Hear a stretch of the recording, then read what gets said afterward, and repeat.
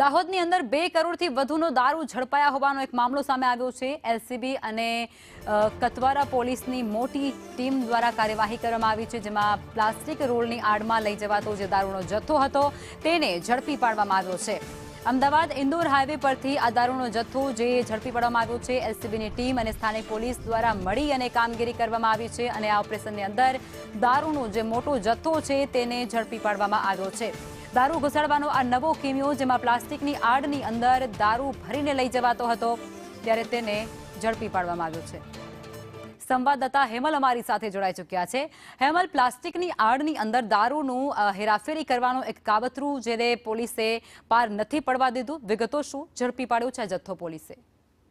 ચોક્કસ લેખમાં વાત કરીએ તો દાહોદ પોલીસે 2 કરોડ ઉપરાંતનો જે દારૂ જે છે તે ઝડપી પાડ્યો છે। દાહોદ એલસીબીની ટીમે ગઈકાલે રાત્રે જ અમદાવાદ ઇન્દોર હાઈવે પરથી જે પ્લાસ્ટિક ના જે રોલ હતા તેની આડની અંદર જે કન્ટેનર છે તે કન્ટેનર દારૂ ભરીને લઈ જતો, એટલે કે દાહોદ એલસીબીએ 1 કરોડ ને 35 લાખ જેટલો માતબર રકમનો દારૂ જે છે તે દાહોદ એલસીબીએ પકડી પાડ્યો છે અને તેમજ ત્યાં નજીકમાં જે કતવારા પોલીસે પણ 48 લાખ જેટલો દારૂ જે છે તે પણ ત્યાંથી પકડી પાડ્યો છે। એટલે દાહોદની અંદરથી એક જ રાતની અંદર 2 કરોડ ઉપરાંતનો દારૂ પકડાયો છે, જેને લઈને લોકોમાં બી હાશકારો કહી શકાય કે પોલીસે પણ જે મોટી જે સફળતા જે છે દારૂ ગુજરાતની અંદર જે ઘુસાડવામાં આવી રહ્યો હતો તે પકડવામાં દાહોદ એલસીબી અને કતવારા પોલીસને મોટી સફળતા પણ પ્રાપ્ત થઈ રહી છે।